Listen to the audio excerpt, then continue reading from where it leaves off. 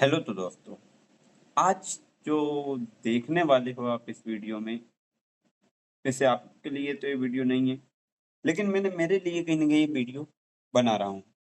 अब ये जो वीडियो है वो किस पर्पज़ से मैंने बनाई है या किस पर्पज़ से मैं शेड्यूल कर रहा हूँ, ये आप इसमें देख सकते हो। तो मेरा जो पर्पज़ है वो है कि आपका सिविल सर्विस के जो कुछ पुराने 2025 में जो पेपर के क्वेश्चन पूछे थे, वही क्वेश्चन को मैं लेके आया हूँ, जो आपके इंडियन पॉलिटी हो, इकोनॉमी हो, साइंस टेक्नोलॉजी या एनवायरमेंटल से रिलेटेड कुछ क्वेश्चन है, तो उनको ही हम क्या करने वाले हैं अभी इसमें देखने वाले हैं।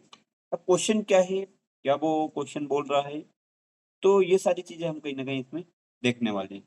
तो ये जो क्वेश्चन होने वाला है वो है आपका पॉलिटिक्स का और 5th शेड्यूल से आपका ये क्वेश्चन है। तो मैंने इसलिए ही लेके आया हूँ, तो हमें क्वेश्चन पता होना चाहिए कौन-सी जगह से पूछा है। तो क्वेश्चन हम रीड करते हैं, चलो क्या है? With reference to the constitution of India, if an area in a state is declared as a scheduled area under the fifth schedule, consider the following statement। है ना, फिफ्थ शेड्यूल के अंदर कौन सा एरिया आता है उसके बारे में आपको बताना हो। तो दो स्टेटमेंट यहाँ पे आपको मिल जाते हैं, स्टेटमेंट फर्स्ट और सेकंड। अब क्या देखने को मिलेगा? The state government losses it's executive power in such areas and a local body assume total administration. कि जो स्टेट गवर्नमेंट है, जैसे आईएएस है या अधिकारी लोग हैं, अपनी पावर खो देते हैं, उसमें उसकी लोकल जो बॉडी होती है, लोकल जो लोग हैं, मतलब सरपंच वगैरह जो है, वो पूरा काम कर संभालते हैं।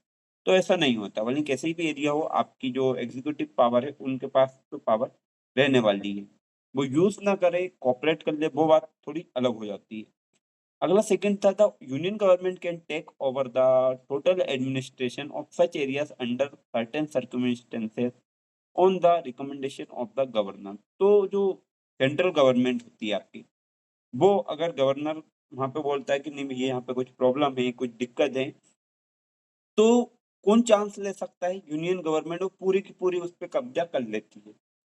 क्या इसके लिए एग्ज़ाम्पल बताना ज़रूरी है? तो हो सकता है मैं एग्ज़ाम्पल दे देता हूँ। जैसे मान लो हैदराबाद रियासत थी, उसके जो निज़ाम थे उस टाइम पे बोल रहे थे कि नहीं, ये हमारा जो स्टेट रहने वाला है या जो प्रोविंसेस जो भी जगह है वो इंडिपेंडेंट रहे। तो उनका सोचना तो यही था, लेकिन जो हमारे सरदार वल्लभ भाई पटेल थे होम मिनिस्टर, उन्होंने बोला उस एरिया पे अपनी जो एग्जीक्यूटिव पावर है उसको भेजा, मतलब पुलिस वगैरह अधिकारी लोग। तो उन्होंने क्या करा, उसको कैप्चर कर लिया, है ना? कोई सी भी पावर यूज़ करी लेकिन उसको कैप्चर कर लिया। तो ये आपका जो ऑप्शन सही होने वाला है यहाँ पे, क्योंकि हम ऑप्शन की बात तो यहाँ पे करने ही वाले हैं, तो ऑप्शन आपका कौन-सा हो जाएगा सही? जो सेकंड वाला है सिर्फ़ वो सही रहेगा। कुछ चीज़ें हैं आपकी, क्या है?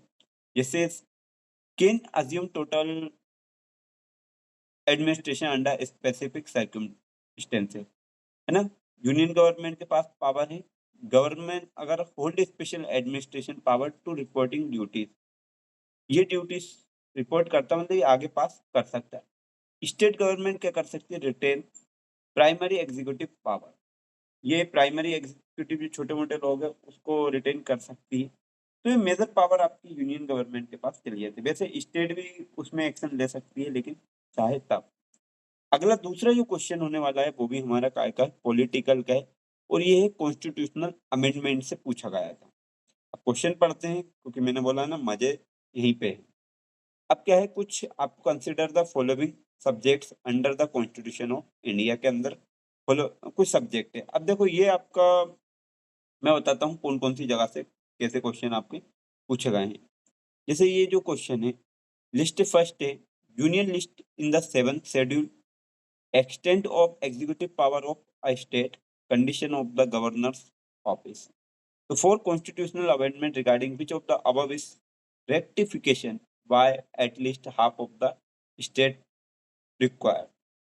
किसकी जो मेन पावर वगैरह है उसकी रिक्वायरमेंट ज़्यादा होती है। कि जो लिस्ट फर्स्ट में union list in the 7th schedule में जो रजिस्टर्ड है वो extend of executive power of a state, state के एग्जीक्यूटिव की पावर खत्म हो जाती है? नहीं, पॉलिटिकल पावर आपकी खत्म होगी, एग्जीक्यूटिव पावर कभी खत्म नहीं होगी। Condition of the governor's office, governor के ऑफिस पर वो डिपेंड करेगा। तो यहाँ पे क्या क्या चीजें बढ़ रही है तो आपकी जो स्टेट की एग्जीक्यूटिव पावर है वो एक्सटेंड हो रही है, मतलब बढ़ रही है।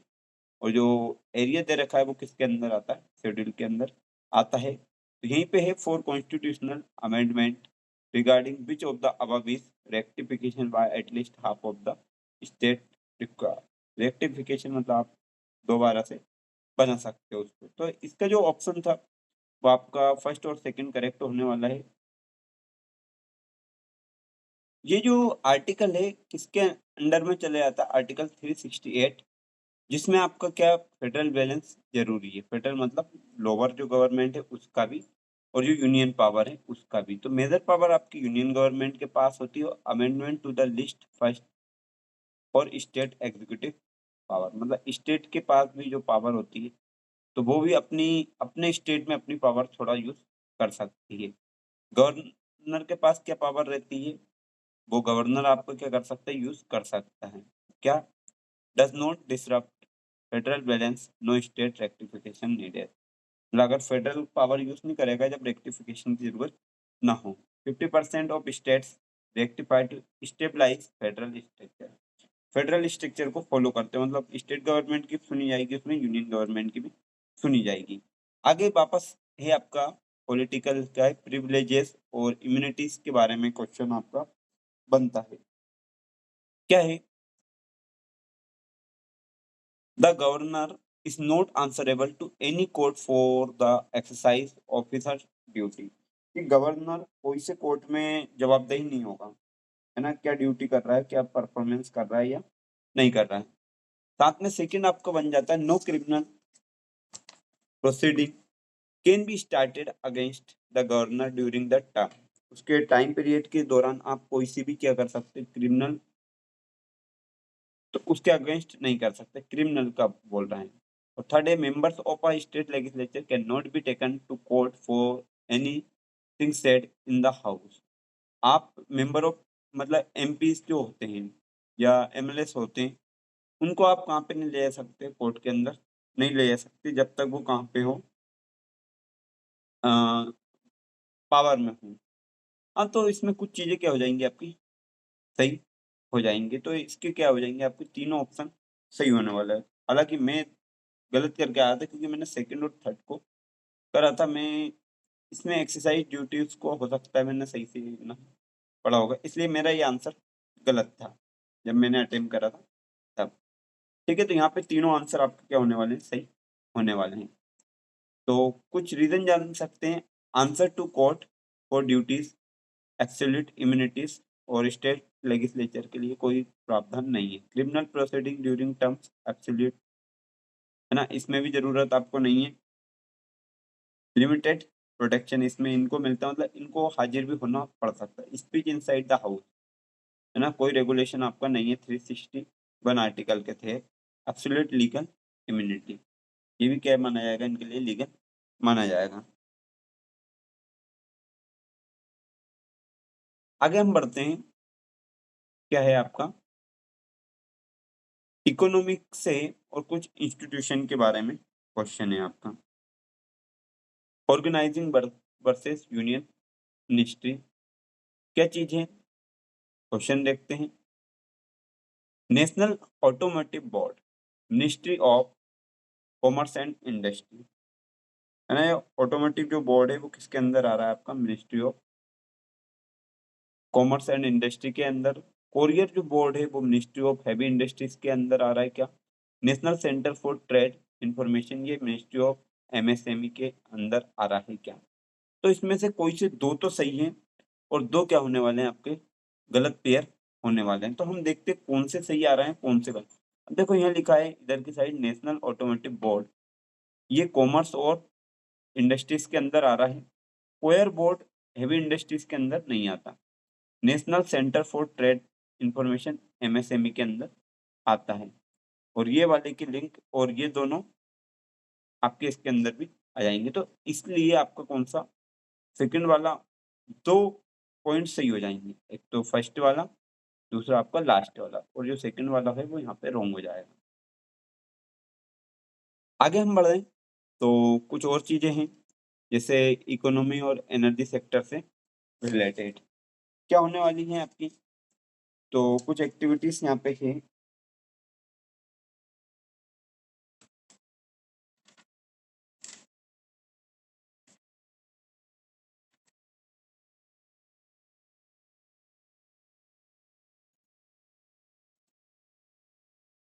तो जो एक्टिविटीज आपकी होने वाली हैं वो किस टाइप से हम रखने वाले हैं या किस टाइप से हम देख रहे हैं ये सारी चीजें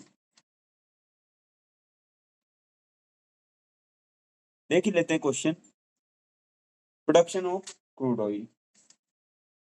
ये किसका प्रोडक्शन, आपके क्रूड ऑयल का। क्रूड ऑयल का refining, storage and distribution of petroleum, marketing and sales of petroleum product, production of natural gas. ये सारी चीजें दे रखी है। और क्या पूछा उन्होंने, पूछा है कि how many are regulated by petroleum and natural gas regulatory boards, PNGRB, है ना। पीएनजीआरबी के द्वारा कितने बोर्ड आपके चलाए जाते हैं। तो अब देखो, आपका क्रूड वाला चलाया जाता है तो जो पीएन आरजीबी के द्वारा जो चलाए जाते हैं वो है आपके रिफाइनिंग एंड स्टोरेज और मार्केटिंग सेल। ये इसके अंतर्गत आते हैं। ये इसके जुरिडिक्शन में नहीं आता क्रूड ऑयल प्रोडक्शन और नेचुरल गैस प्रोडक्शन। तो इस लिहाज से आपके क्या होने वाले हैं, दो सही होने वाले हैं। ठीक है, तो कौन कौन से आएंगे आपके, रिफाइनिंग स्टोरेज और मार्केटिंग सेल्स, ये दोनों आ जाएंगे और ये फर्स्ट और फोर्थ नहीं आएंगे। तो ओनली टू यहाँ पे क्या हो जाएगा आंसर, ओनली टू वाला सही होने वाला है। इससे आगे अगर हम बढ़ते हैं तो ये ऑटोमोटिव इंजीनियरिंग से रिलेटेड है, साइंस एंड टेक्नोलॉजी से। तो कंसिडर करना है टाइप्स ऑफ व्हीकल जो मिलते हैं वो। ठीक है, तो फुल बैटरी इलेक्ट्रिक व्हीकल, पहला क्या है, full battery electric vehicles, hydrogen fuel cell vehicle, fuel cell electric hybrid vehicle. How many are consider alternative power train vehicle, है ना। कौन से क्वेश्चन को पूछ लिया इन्होंने, अल्टरनेटिव पावर ट्रेन व्हीकल्स के बारे में क्वेश्चन पूछ रहा है इन्होंने। अब कौन सा कहाँ पे यूज होता है, अब इसके ऑप्शन देख लेते हैं। जैसे फुल बैटरी ईवी इलेक्ट्रिकल जो बैटरी से ये है नॉन कन्वेंशनल एनर्जी सिस्टम और जीरो इंटरनल कम्बशन, कोई इसमें लॉस नहीं होता है। दूसरा होता है हाइड्रोजन फ्यूल सेल, जिसमें ये भी नॉन कन्वेंशनल है और जीरो इंटरनल कम्बशन होता है। फ्यूल सेल इलेक्ट्रिक हाइब्रिड, ये भी नॉन कन्वेंशनल है और जीरो इंटरनल है।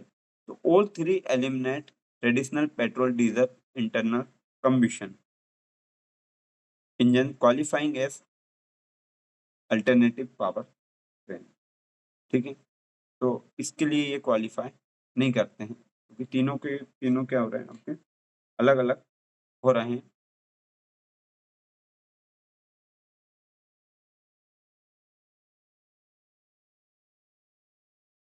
तो इसका जो करेक्ट आंसर होने वाला है, तीनों के तीनों ही क्या हो रहे हैं आपके, net zero power train vehicle है। अल्टरनेटिव अलग अलग तरीके से आपको क्या दे रहेंगे, पावर देंगे। तो पहला, दूसरा और तीसरा तीनों यहाँ पे क्या होने वाले हैं आपके, सही होने वाले हैं। अगला जो क्वेश्चन बैठ रहा है आपका साइंस टेक्नोलॉजी का, एनर्जी स्टोरेज के बेस पे क्वेश्चन है। क्या है, तो in the context of electric vehicle batteries consider the following elements. कौन से आप इलेक्ट्रिक बैटरी में, और क्वेश्चन नीचे वाला पहले पढ़ो, ऑप्शन बाद में आएंगे। How many usually make a battery cathode, cathode की बैटरी बनाने में कौन सा यूज आप करते हो। जैसे कोबाल्ट है, ग्रेफाइट है, लिथियम है और निकल है। अब ध्यान दो, इधर आ जाते हैं हम, कौन सा ये सेल है आपका, ये एनोड साइड है, नेगेटिव, ये कैथोड है। तो यूजुअली मेकअप बैटरीज कैथोड बनाने में कौन सा यूज, देखो ये बनाने में होता है एनोड। इस टाइप की आपने अगर क्लास 10th में पढ़ी होगी तो ये श्रृंखला बनती है आपकी ना, 3 एलिमेंट वाले जो कार्बन का स्ट्रक्चर बनता है वो वाली। अब इधर की साइड आप देखो, पढ़ते हैं लिथियम की बनाते हैं, निकल की होती है और कोबाल्ट की होती है। तो तीन तो यहाँ पे सही हो जाएंगे, एक क्या हो जाएगा, गलत हो जाएगा। तो ओनली 3 वाला आंसर सही है। कौन कौन से, इनके हम किस में बनाते हैं, कैथोड, और इसकी हम बनाते हैं एनोड में, हम इसकी वो बनाते हैं नेगेटिव साइन के साथ। ठीक है, तो ये भी क्वेश्चन आपका क्या होगा, क्लियर हो गया होगा। आगे बढ़ते हैं, वापस जो क्वेश्चन आने वाला आपका साइंस टेक्नोलॉजी का है लेकिन केमिकल इंजीनियरिंग से बेस है। कुछ सब्सटेंस दे रखा है और क्या बताना है, coal gasification technology. Coal gasification technology आपको बताना है can be use to produce how many of them, कितने से हम ये प्रोड्यूस करते हैं। तो हम देख लेते हैं, जैसे इथेनॉल है, नाइट्रोग्लिसरीन है और यूरिया है। अब देखो, गैसिफिकेशन मतलब गैस के द्वारा बनाते हैं। नाइट्रोग्लिसरीन जो है not produce by this pathway, इससे ये नहीं बनाया जाता है। रो कॉल होता है, उसकी गैसिफिकेशन किया जाता है, मतलब हाई हीट और स्टीम के साथ। तो क्या बनता है आपका सिन गैस, मतलब CO प्लस H2 मिलके आपका इथेनॉल और यूरिया दोनों आप बना सकते हो। क्या नहीं बना सकते आप? तो यहाँ पे कितने आपके सही होने वाले हैं? 2 आपके सही होने हैं। तो आप यहाँ से इथेनॉल बना सकते हो, यूरिया बना सकते हो, लेकिन नाइट्रोग्लिसरीन नहीं बना सकते। तो आपका सिर्फ 2 वाला जो ऑप्शन है वो सही होने वाला था। आगे की अगर हम बात करते हैं, तो ये साइंस टेक्नोलॉजी में एरोस्पेस ड्रोन से रिलेटेड क्वेश्चन है। ये मतलब इससे रिलेटेड क्वेश्चन अधिकतर पूछे जाते हैं। विथ रेफरेंस टू क्वेश्चन में देखना, unmanned aerial vehicle consider the statement. Unmanned aerial vehicle के बारे में इन्होंने पूछा है, और कितने स्टेटमेंट आपके करेक्ट हैं ये। तो all UAVs can perform vertical landing, vertical landing ये परफॉर्म कर सकते हैं क्या? वर्टिकल मतलब एकदम सीधे। All UAVs can perform automated hoverings, automated hovering वो कर सकते हैं क्या? है ना, मतलब हॉवरिंग मतलब मंडराना, जैसे हेलीकॉप्टर आपके ऊपर मंडराता है उस टाइप से। All UAVs use batteries, only use a source of power supply। Power supply के लिए क्या बैटरीज का यूज कर सकते हैं क्या? तो इसमें हमें देखना कौन कौन से सही है। तो चलो हमारे आंसर पे देखते हैं। वर्टिकल लैंडिंग आप कर सकते हो, फिक्स्ड विंग ड्रोन्स, ऑटोमेटेड हाउरिंग ये भी कर सकते हो, लेकिन पावर सोर्स बैटरी आप नहीं कर सकते। आपको फ्यूल हाइब्रिड इंजन की इसमें आवश्यकता होगी, क्योंकि कहीं भी ये फेल हो सकता है। तो आपके कितने जो फिक्स्ड है क्वेश्चन ने एक बार वो देख लो, how many statement are correct, आपके कितने स्टेटमेंट करेक्ट होने वाले हैं। तो देखो, इसमें फिक्स्ड विंग ड्रोन से कोई रिक्वायर नहीं है रनवे की, क्योंकि आप क्या ड्रोन वगैरह यूज करते हो। मस्ट मेंटेन फॉरवर्ड स्पीड, आपको एक नॉर्मल स्पीड क्या करना पड़ती है, मेंटेन करना पड़ती है। और फ्यूल हाइब्रिड इंजन ये भी आपको मेंटेन करना पड़ता है। तो आपके इन चारों में से कौन सा ऑप्शन बना है? ठीक है, तो हमारा जो आंसर के हिसाब से वो 2 ऑप्शन आपके बन जाएंगे। जैसे मान लो हावरिंग कर सकते हो और वर्टिकल लैंडिंग, ये दोनों कर सकते हो, तो ओनली 2 वाला ऑप्शन आपका सही हो जाएगा। इसको एक बार और चेक कर लेना अगर आंसर सीड हो तो, क्योंकि इसके सॉरी इसका आंसर डी वाला ही होगा। ठीक है, क्योंकि ये भी नहीं कर पाएगा आपकी, ये यहाँ पे क्या हो रहा है, तीनों तीनों रॉन्ग हो गए हैं। तो आपका डी वाला नन हो जाएगा इसमें। साथ में आता है आपका डिफेंस टेक्नोलॉजी से रिलेटेड है। What is the common characteristic of CL-20 HMX and LLM-105। अब ये क्या है, आपकी हाई एनर्जी वार हेड पेलोड है, मतलब जो काफी ज्यादा क्या बनाती है, high energy military explosive militaries के लिए। तो अब देखो, जो आगे का वार हेड होता है वो CL-20 से बना है। सेंटर पार्ट जो है इसका टो जो दिख रहा है वो HMX है, और जो नीचे वाला है LLM-105 है। तो ये किस टाइप का वेपन से आपके क्वेश्चन में बस यही है। तो alternative to refrigerant explosive in military weapons, high energy fuel for cruise missile और रॉकेट प्रोपल्सन फ्यूल। तो ये किस टाइप की हमें यहीं पे देखने को मिल रहा है, तो मिलिट्री एक्सप्लोसिव है। तो आपका कौन सा सेकेंड ऑप्शन सही होने वाला है।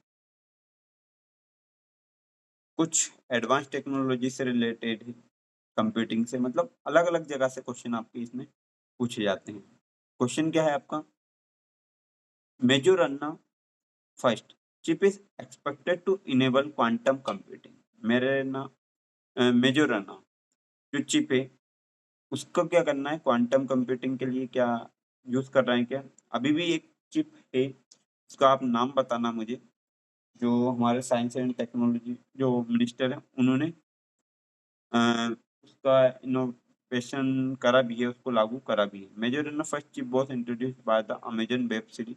क्या अमेजन वेब सीरीज के द्वारा इसको बनाया गया क्या, या इंट्रोड्यूस करा गया? Deep learning is a subset of machine learning. Deep learning क्या है? मशीन लर्निंग की सबसे, तो हाँ ये सही है। मशीन लर्निंग के अंदर आता है आपका डीप लर्निंग, उससे ऊपर आता है आपका आर्टिफिशियल इंटेलिजेंस। तो आर्टिफिशियल इंटेलिजेंस से अंदर मशीन लर्निंग, मशीन लर्निंग से अंदर डीप लर्निंग आता है, और एक क्वांटम कंप्यूटिंग आउटकम आपको मिल ही जाता है। कौन सा? मेजोरिनो फर्स्ट चिप से। तो आपकी क्या चीजें यहाँ पे सही होने वाली है? फर्स्ट वाला सही हो जाएगा आपका, फर्स्ट सही और लास्ट सही। तो आपके फर्स्ट और थर्ड सही होने वाले हैं। अब कुछ और है। अब ये बायोटेक्नोलॉजी से रिलेटेड, मतलब हर एक उससे आपका कहीं ना कहीं एक एक क्वेश्चन बन रहा है। With reference to monoclonal antibodies consider the following statement. Monoclonal जो एंटीबॉडीज है उससे रिलेटेड एक क्वेश्चन है। क्वेश्चन में क्या है कि they are man made proteins, जो मोनोक्लोनल थेरेपी से क्या मेन मेड द्वारा प्रोटीन बनाते हैं। They bind to specific antigens, कुछ अलग एंटीजेंस होता है उसको मिक्स करते हैं क्या। They are used in treating viral infection like Nipah, इससे लड़ने के लिए जो भी चीजें आप लैब में तैयार करते हो। तो कौन सा स्टेटमेंट करेक्ट है? तो हमारे इसमें सारे ही दिख रहे हैं लगभग, है ना। Lab produce man made protein, उसी मैन मेड प्रोटीन से क्या एंटीजन बना रहे हैं उसके, और उसी एंटीजन से उसका क्या है वायरस से लड़ने वाली क्षमता भी आप इन्फेक्ट कर रहे हो। तो क्या बनने वाला है इसका? फर्स्ट भी सही जा रहा है, सेकंड भी सही जा रहा है, और थर्ड भी सही जा रहा है। तो ऑल थ्री आर राइट। तो इसका क्या हो जाएगा? डी वाला आंसर हो जाएगा। एंटीजन से रिलेटेड जो है क्वेश्चन है आपका हो। अब अगर आपको क्वेश्चन बनता है किससे? माइक्रोबायोलॉजी से रिलेटेड, ठीक है, किससे? माइक्रोबायोलॉजी से। तो मतलब हमने अलग अलग जगह देखो, बायोटेक्नोलॉजी है, एडवांस कंप्यूटिंग है, डिफेंस टेक्नोलॉजी से, एरोस्पेस से, केमिकल इंजीनियरिंग से, energy storage, automotive engineering, energy sector regulation. तो इन तरीके से अलग अलग क्वेश्चन देख लिया। अभी हमने 8-10 क्वेश्चन देखे हैं लगभग, और उनमें इतनी तरीके की चीजें हम देख चुके हैं। तो इसको भी हम पढ़ लेते हैं। क्या है? No virus can survive in ocean water. Ocean water में क्या कोई सा वायरस भी सर्वाइव नहीं कर पाता है क्या? आगे बढ़ते हैं। No virus can infect bacteria, कोई वायरस बैक्टीरिया को इन्फेक्ट नहीं कर पाता क्या? और no virus can change cellular transcription in host cell, है ना। होस्ट सेल्स को भी कोई हानि या ट्रांसक्रिप्शन नहीं कर पाता है क्या? तो कितने स्टेटमेंट इसके करेक्ट? देखो, survive in ocean current, virus क्या करते हैं आपके? सर्वाइव करते हैं ओशियन करंट जो होती है उसके साथ ही। बैक्टीरिया को इन्फेक्ट करते हैं, और कैसे करते हैं? डायरेक्टली, ये दिख ही रहा होगा आपको। साथ में हाईजेक्स पोस्ट सेलुलर ट्रांसक्रिप्शन, भैया इसको जब हाईजेक करेंगे, जैसे हमको बुखार आता है तो हमारी जो सेल्स होती है उस पर ही तो अटैक करते हैं। जब तक वो उसके कब्जे में नहीं आता तब तक हम बीमार होते नहीं हैं। जैसे ही वो उसके कब्जे में पहुंचा तो हम बीमार हो जाते हैं। तो इसमें से क्या होगा? आपका एक भी सही नहीं है, ठीक है। सारे के सारे क्या हो जाएंगे आपके? रॉन्ग हो जाएंगे। तो इसका जो आंसर होगा वो कौन सा हो जाएगा? डी वाला हो जाएगा, नन। ठीक है। तो इस तरीके से आपका क्या है, कुछ एग्जाम पर्पस चीजें हैं, है ना। एग्जाम रडार, जिसमें आप क्या है tech defence, advance engineering, hardware के बारे में, पावर ट्रेन्स के बारे में देखा, यूएवी के दे, कोल गैसिफिकेशन है, मेजोरम मेजोरेना फर्स्ट, या मोनोक्लोनल एंटीबॉडीज हो, या मिलिट्री एक्सप्लोजिव CL-20 हो, HMX हो, या तो नई नई चीजें हमने कहीं ना कहीं देखी हो, या ईवी बैटरीज के बारे में। तो इस टाइप के क्वेश्चन कौन पूछता है? हम नहीं, यूपीएससी पूछती है ना, इन टॉपिक्स। आगे क्वेश्चन देखते हैं। माइक्रो प्लास्टिक से क्वेश्चन है भाई, ये क्वेश्चन में बहुत परेशान करता है, माइक्रो प्लास्टिक, है ना। चलो आगे देख ही लेते हैं क्वेश्चन क्या है। इनको how many contains plastic, plastic किस में है? सिगरेट बट्स में है, आई ग्लासेस लेंस में है, या कार टायर्स में? किस किस में प्लास्टिक है? अब हम थोड़ा सा जूम करके देखते हैं। ये देखा, हाँ भाई मिला मिला। है, इसमें थोड़ी प्लास्टिक है, इसमें प्लास्टिक का यूज किया गया है, टायर्स में भी यूज करा है गैस वगैरह बनाने में। तो प्लास्टिक का यूज इनमें से किसमें हुआ है? तो बड़े भाई सब में ही हुआ है ना, जहाँ पे सब दिखे 1 1 1 ऑल ऑफ दिस, ऐसे आंसर आपके बन जाएंगे। चलो आगे बढ़ते हैं। प्यूरिफिकेशन से रिलेटेड क्वेश्चन है, इन्वायरमेंटल का क्वेश्चन है, स्टेटमेंट बेस्ड क्वेश्चन है, मतलब धज्जियां उखाड़ देता पेपर में, क्यों? क्योंकि स्टेटमेंट अलग ही तरीके के रहते हैं। Activated carbon removes pollutant from industrial waste water. क्या वेस्ट वाटर से ये क्या कर देता है? आपके कार्बन को रिमूव कर देता है क्या? नहीं, वेस्ट वाटर में नहीं है। पोल्यूटेंट तो बढ़ाता होगा, ये कार्बन से तो पोल्यूटेंट बढ़ता है। Second statement, activated carbon has large surface area and absorb heavy metals. हाँ, ये सही है। जब कार्बन निकलता है, आप जैसे राख को धो के निकाल दो पानी में से, पानी कैसा हो जाएगा उसके सरफेस पे, देखना एक बार, पूरी एक लेयर बन जाएगी, है ना, तो हेवी मेटल्स होते हैं उसमें। थर्ड है, activated carbon can be produced from carbon rich waste, है ना। एक्टिवेटेड कार्बन कहाँ से प्रोड्यूस होता है? रिच कार्बन वेस्ट से, जहाँ जिस वेस्ट में कार्बन ज्यादा होता है। अब कुछ इसका अजप्शन देख लेते हैं। इनकरेक्ट मैकेनिज्म, वाटर है, ये वाटर है, ये स्पंज है ना, उसकी स्पंज क्या करता है? कम करता है क्या? हाँ, कर देता हूँ। और एक्टिवेट कार्बन है, हैवी मेटल के पार्टिकल्स में पाए जाते हैं, मतलब एक लेयर अलग से बना लेता है। Massive surface area enables pollutant adherence, explaining the purification in statement. तो क्या बोल रहा है कि second and third correct but only one explain first. Second और जो थर्ड है, दोनों सही हो सकते हैं, लेकिन एक्सप्लेन जो फर्स्ट वाला है वो एक ही कर सकता है ना, या तो फर्स्ट सेकंड कर दे या थर्ड कर दे। तो स्टेटमेंट बेस्ड क्वेश्चन है, और क्वेश्चन भी क्या है, थोड़े मजेदार हैं।